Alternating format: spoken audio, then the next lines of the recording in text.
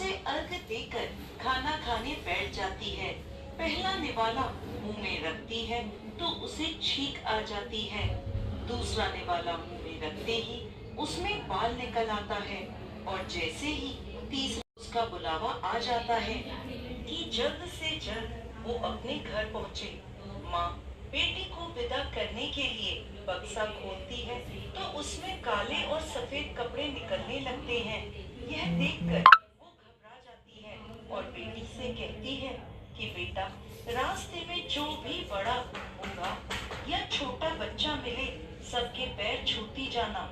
जैसे ही कोई पूर्ण आशीर्वाद देकर बूढ़ सुहागन होने का कहे तो अपने पल्ले पर गांठ बांध लेना। वो अपनी माँ के कहे अनुसार करती है, परंतु कोई उसे सदा सुखी रहो तो कोई सदा सौभाग्यवती रहो तो कोई पुत्रवती हो ऐसा आशीर्वाद देता है। कोई भी उसे पूर्ण आशीर्वाद नहीं देता। जैसे ही वो अपने ससुराल पहुंचती है तो घर के आंगन में छोटी ननद मिलती है। वो छोटी ननद के पैर छूती है तो छोटी ननद उसे आशीर्वाद देती है, सदा सौभाग्यवती रहो, सदा सुखी रहो, दूधो नाव पूतो फलो, बूढ़ सुहागन हो। ये आशीर्वाद सुनते ही वो अपने पल्ले पर गांठ बांध देती है और अंदर जाती है। जैसे ही अंदर जाती है तो अपने पति का मृत शरीर देखती है। उसे देखते ही वो जोर जोर से रोने लगती है। अब जी को कहती है, सभी उसे अपने साथ ले जाते हैं। चिता को अंतिम अग्नि देने का समय होता है तो वह अपने पति को जलाने नहीं देती। परेशान होकर सभी लोग उसे शमशान में एक झोपड़ी डलवा देते हैं। वो अपने पति के शव को लेकर वहाँ बैठ जाती है और उसकी देखभाल करती रहती है। उसकी छोटी ननद रोज उसके पास आया करती और उसे खाना दे जाया करती थी और वह सुबह शाम अपने पति की साफ सफाई करती और उसके पास बैठी रहती। अब वो हर महीने की चौथ का व्रत करने लगी।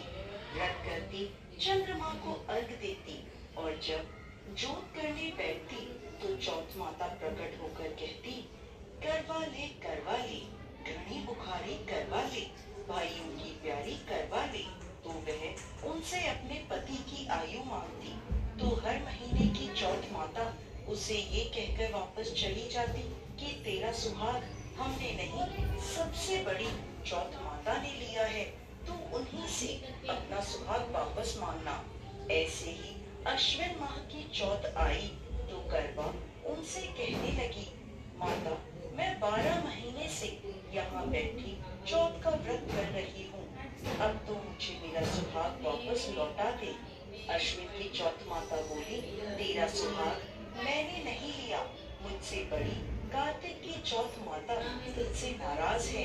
यदि तू अपने पति के प्राण वापस चाहती है तो उनके पैर पकड़ लेना और छोड़ना मत। 16 श्रृंगार का सारा सामान तैयार रखना। ऐसा कहकर अश्विन की चौथ माता अंतर ध्यान हो गई। अब जब कार्तिक की बड़ी चौथ माता आई तो करवा अपनी छोटी ननद से 16 श्रृंगार का सुहाग का सारा सामान मंगवाया। जब ननद ने जाकर माँ को यह बात बताई तो सास बोली, लगता है पागल हो गई है, जो मांगती है दे आ। छोटी ननद सुहाग का सारा सामान लेकर करवा को दे आती है। अब वह करवा चौथ का व्रत रखती है, चंद्रमा को अर्घ देती है और जैसे ही जोत करती है तो कार्तिक की बड़ी चौथ माता प्रकट होती है और कहने लगती है, करवा ले घड़ी बुखारी करवा ले, 7 भाइयों की प्यारी करवा ले, दिन में चांद उगाने वाली करवा ले। उसने चौथ माता के पैर पकड़ लिए और बोली, माँ मेरा सुहाग मुझे वापस लौटाओ।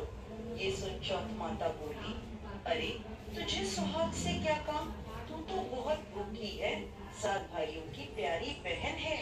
इस बात पर करवा कहने लगी, नहीं माता, मुझसे बहुत बड़ा पाप हो गया, मेरे सुहाग को मुझे लौटा दो। मेरा सुहाग मुझे वापस नहीं लौटाती। यह सुनकर चौथ माता ने करवा से एक एक कर सुहाग का सारा सामान मांगा और करवा उन्हें सारा सुहाग का सामान लेती गई। तब चौथ माता उससे कहने लगी, तुझे जरूर व्रत करने की सारी विधि कोई समझा कर गया है।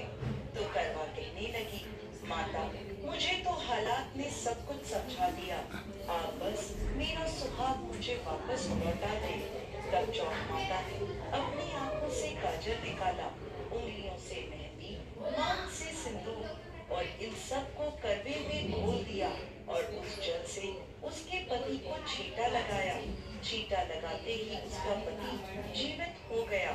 जाते जाते चौथ माता उसकी झोपड़ी पर लात मार गई, जिससे उसकी झोपड़ी महल में बदल गई। करवा के सब सुख आनंद हो गया। शाम को जब छोटी ननद भाभी के लिए खाना लेकर आई तो देखती है कि भाभी की झोपड़ी तो कहीं है ही नहीं। उसकी जगह एक बड़ा सा सुंदर सा महल खड़ा है। उधर खिड़की में बैठी करवा छोटी ननद के आने की प्रतीक्षा कर रही थी। छोटी ननद